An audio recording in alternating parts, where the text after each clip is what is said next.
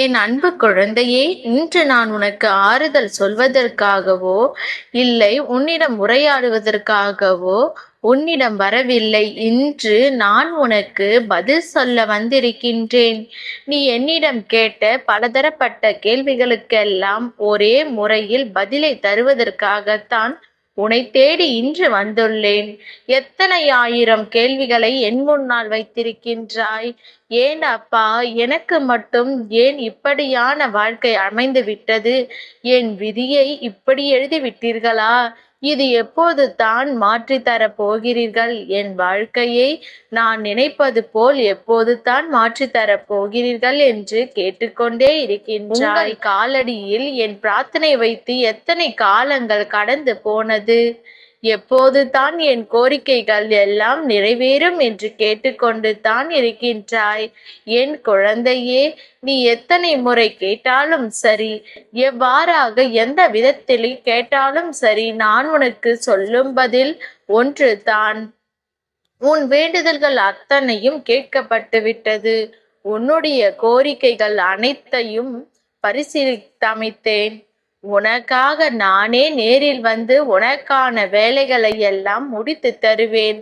எனது இந்த சத்திய வாக்கை நம்பினாலும் நம்பாவிட்டாலும் சரி, என் மீதே நீ சந்தேகித்தாலும் சரி, உனக்கென்று எழுதப்பட்டதை நான் உன்னிடம் சேர்க்கத்தான் போகிறேன். கோரிக்கைகள் எல்லாம் நிறைவேறும் நாளில் இந்த அப்பாவின் மகிமையை பற்றி முற்றிலும் உணர்ந்து கொள்வாய். நான் உன்னை உன் பலவீனங்களை எல்லாம் நீக்கிவிட்டேன். இனி நீ எந்த சூழ்நிலையிலும் தைரியமாக எதிர்த்து போராடலாம். எங்கும் எப்பொழுதும் எவ்விடத்திலும் உனக்கு துணையாக இருப்பேன். இந்த வாழ்க்கையில் எது உண்மையான முகம், போலியான முகம் என்பதை நீ எப்போது தெரிந்து கொண்டிருப்பாய். உன்னுடைய மனதில் இருக்கும் சஞ்சலங்களும் குழப்பங்களும் இப்பொழுது தெளிவாகி இருக்கும். ஆம் குழந்தையே, உன்னை சூழ்ந்து இருப்பவர்களை தெரிந்து கொள்ளும் காலம் இது. அதனால்தான் சோதனைகள் என்ற பெயரில் நிகழ்வுகளை நடத்தி கொண்டிருக்கின்றேன். இதில் உன் மனம் சற்று காயப்பட்டிருக்கும். ஆறாத ரணங்களாக கூட சில காயங்கள் உன் மனதில் பதிந்திருக்கலாம். ஆனால் புரிந்து கொள், இவையெல்லாம் உனக்கு வலிக்க வேண்டும் என்பதற்கோ அல்லது உன்னை அழ வைத்து பார்ப்பதற்கோ அல்ல. சில அனுபவங்களை நீ பெற வேண்டும், பெற்றே ஆக வேண்டும். பூவை போன்று மென்மையான உன் மனம் சற்று கடினமாகவும் இருந்தாக வேண்டும், வலிமை பெற்றாக வேண்டும். எனவே தான் சில சோதனைகளை உனக்காக நான் நடத்தினேன். உன் மனதை கசக்கி பிழிவதற்கான வேதனையை நீ அனுபவித்தாய். அதையும் நான் அறிவேன்.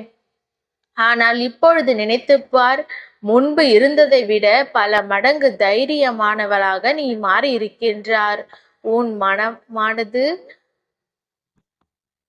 சக்தி வாய்ந்த மனதை இப்பொழுது நீ கொண்டிருக்கின்றாய். இதற்காகத்தான் உன் வாழ்வில் இத்தனையும் நடந்தது. அதற்காக இத்தனை வழிகளை நீ எனக்கு தர வேண்டுமா அப்பா? இந்த வழிகளை நான் மரணத்திலும் கூட என்னால் மறக்க முடியாதே என்று கேட்பதும் எனக்கு கேட்கின்றது. மறக்காதே என் குழந்தையே, எதையும் மறக்காதே. இந்த வழிகளால், நீ பட்ட அவமானங்களால், உனக்கு கிடைத்த இந்த பாடங்களால் ஒருபொழுதும் மறக்காதே.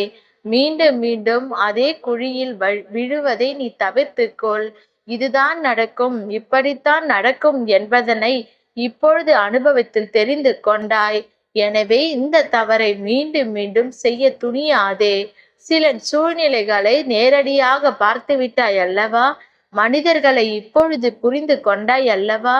இனி பக்குவத்தோடு நடந்து கொள். யாரும் இங்கே யாருக்கும் துணை இல்லை என்பதை புரிந்து கொள். யாருக்காகவும் யாரும் நீ இந்த அப்பாவின் பிள்ளை. நீ அது போல் இல்லை. எனவே உன்னை சுற்றி இருக்கும் இந்த மனிதர்களின் குணங்களை பார்த்து ஏமாந்து விடாதே. ஏக்கத்தோடு பார்க்காதே. உன்னை சுற்றி நல்லவர்கள் இருக்க வேண்டும் என்று நீ எண்ணுவது எனக்கு புரிகின்றது. அப்படியானால் என்னை சுற்றி இருக்கும் எல்லோரும் எப்படிப்பட்டவர்கள் என்று கேட்டால் அது அப்படி அல்ல.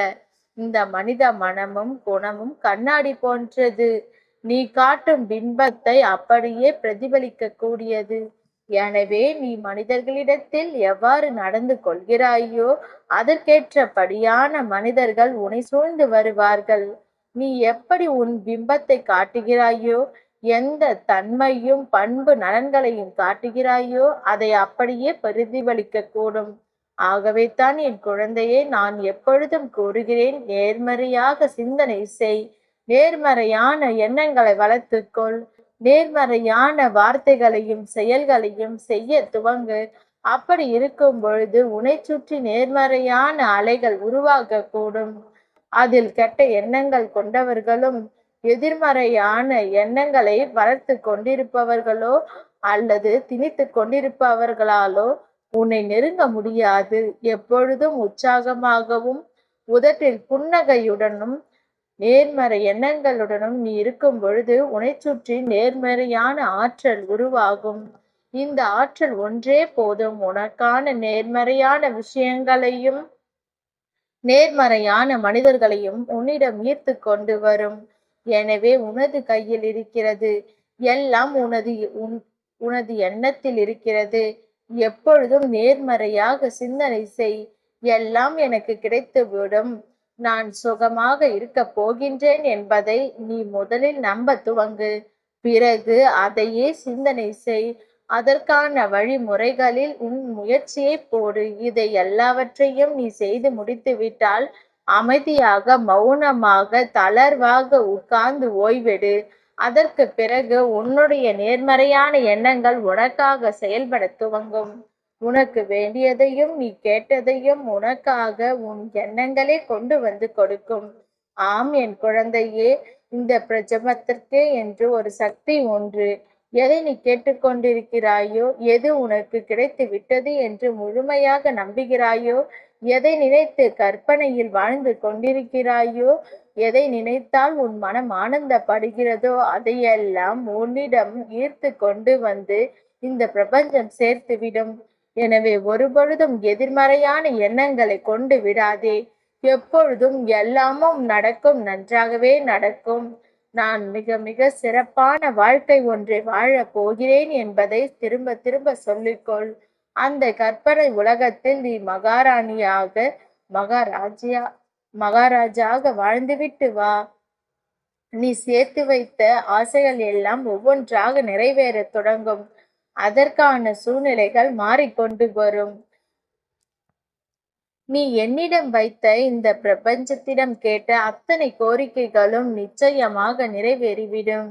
எப்பொழுது தான் எல்லாம் நிறைவேறும் என்று என்னை கேட்டுக்கொண்டிருந்தாயே, இதோ பதிலை தெரிந்து கொண்டாயா? எப்பொழுது உன் மனம் நிறைவேறும் என்று நம்ப துவங்குகின்றதோ, எப்பொழுது அந்த நிகழ்வு உனக்கு நடக்கும் என்று தோன்றுகிறதோ நிச்சயமாக நடந்துவிடும் என்று அதற்கான முயற்சிகளை விடாமல் செய்து கொண்டிருக்கும் பொழுது, அந்த காலகட்டத்தில், அந்த தருணத்தில் திடீரென்று நீயே எதிர்பார்க்காத வண்ணம் அந்த நிகழ்வு நடந்தே விடும்.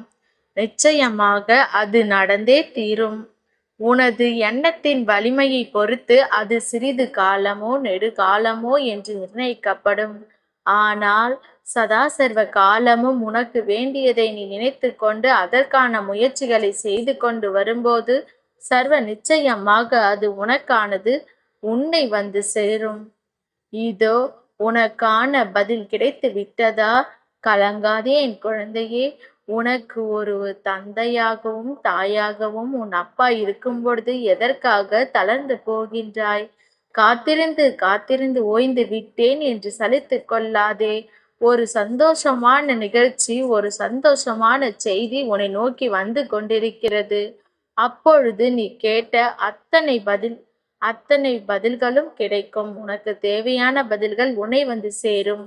ஆம் குழந்தையே, முயன்று பார்க்காமலேயே முடிந்து விட்டதாக நினைக்காதே. வாழ்ந்து பார். உன் வாழ்க்கை உனக்கே வசப்படும். ஏனென்றால் உன்னோடு இந்த நரசிம்மர் இருக்கின்றேன். அப்பா இருக்க உனக்கு ஏன் வீண் கவலை? நிச்சயம் உன் வாழ்க்கையில் நல்லதே நடக்கும்.